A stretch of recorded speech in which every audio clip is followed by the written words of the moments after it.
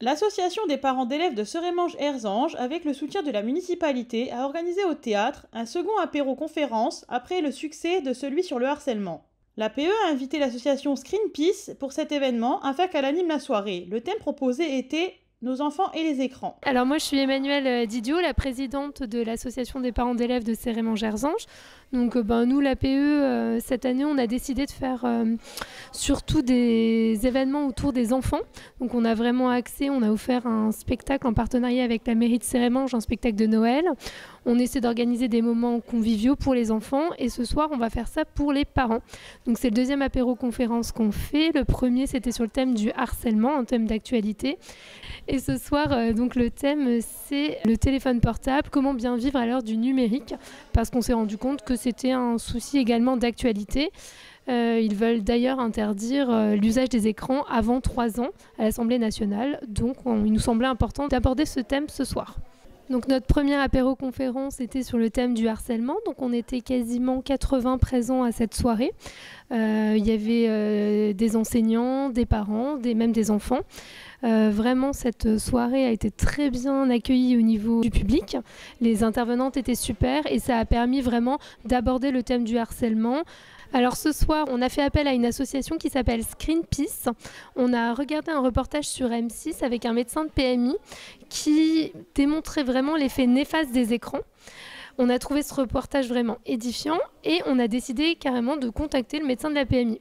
Donc elle ne se déplace plus, mais elle a créé une asso, Screen Peace, qui se déplace et qui fait des conférences sur ce sujet, sur les écrans avec les enfants. Donc on ne connaît pas les conférencières, mais on a vu du coup ce reportage et donc on espère que ce sera interactif. En tout cas, c'est ce qu'on a demandé, qu'il y ait un échange comme la première apéro-conférence.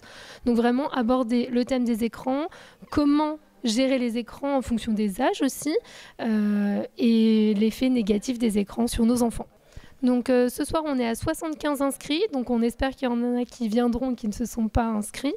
C'est pas mal, mais on pourrait faire mieux parce qu'on est quand même une école de 400 élèves à Serémange. Donc peut-être pour la troisième on dépassera la barre des 100, enfin je l'espère. Un enfant qui naît aujourd'hui en 2024, c'est le même enfant, quasiment le même qu'un enfant qui naissait à l'époque de la préhistoire. C'est-à-dire qu'aujourd'hui, un bébé 2024 ne sait ni lire, ni compter, ni marcher.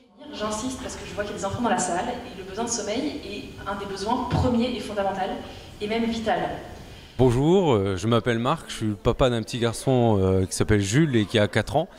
Et en fait, je suis venu à la réunion parce que pour moi, ça me semblait important de savoir quels sont les dangers derrière les écrans.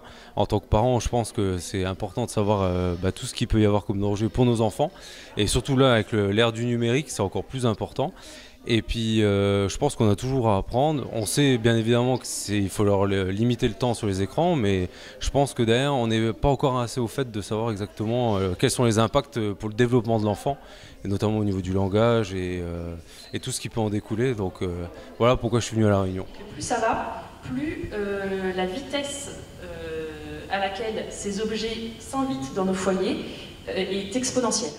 Ensuite, on va parler des besoins de l'enfant. On va parler de la surexposition aux écrans et de ses effets. Et vous allez voir qu'il y a beaucoup d'effets. Alors, donc nous sommes l'association Screen Peace. L'association a été créée en juin 2019 et ça a été le fruit d'une rencontre assez inopinée entre donc moi-même, le docteur Ducanda et Mylène Pereira. On vient de milieux très différents. Moi, je suis infirmière. Docteur Ducanda du côté PMI médical et Mylène, elle vient des médias. Après, il y a 2 autres personnes qui nous ont rejoints. Et donc à 5, on a créé l'association. Aujourd'hui, il y a des bénévoles qui nous ont rejoints et l'équipe est en train de grossir et de se constituer pour pouvoir intervenir partout en France, dans les écoles, dans les mairies, dans les PMI, dans les crèches, pour faire de la prévention par rapport aux écrans chez les enfants. Et on accompagne aussi des familles dont les enfants sont surexposés aux écrans, qui ont besoin d'aide pour que les écrans ne soient pas un obstacle au développement de l'enfant. Les interventions, donc les conférences, souvent on a pas mal de supports visuels et on explique surtout en quoi ça entrave le développement de l'enfant et donner surtout des outils aux parents. On a d'autres moyens de communication, c'est-à-dire qu'on a aussi des groupes de parole avec les parents, une intervention avec un nombre de personnes réduite, on est à 15 maximum et là il y a beaucoup plus d'échanges, d'interactions, les personnes ont plus l'espace de pouvoir partager un peu ce qu'ils vivent à domicile, à la maison. Et après, on a aussi des ateliers qu'on propose aux enfants directement en classe pour leur faire prendre conscience du temps qu'ils passent devant les écrans et leur donner aussi des outils, respecter les signalétiques, par exemple des jeux vidéo et des films. Alors ce soir, donc la conférence s'articule sur, on part vraiment des besoins de l'enfant, c'est-à-dire de quoi l'enfant a besoin pour grandir et bien grandir. Et on va regarder comment les écrans vont impacter ces besoins-là. Et donc on va parler de la surexposition aux écrans. Et ensuite, voilà, donner des outils aux parents pour que les écrans restent des outils et restent à leur place d'outils et ne deviennent pas le jeu principal et exclusif des enfants. Et après, il y aura un temps de questions-réponses où justement chacun pourra soit poser des questions, soit partager une expérience personnelle, que les parents puissent aussi échanger entre eux et répondre, apporter des réponses entre eux.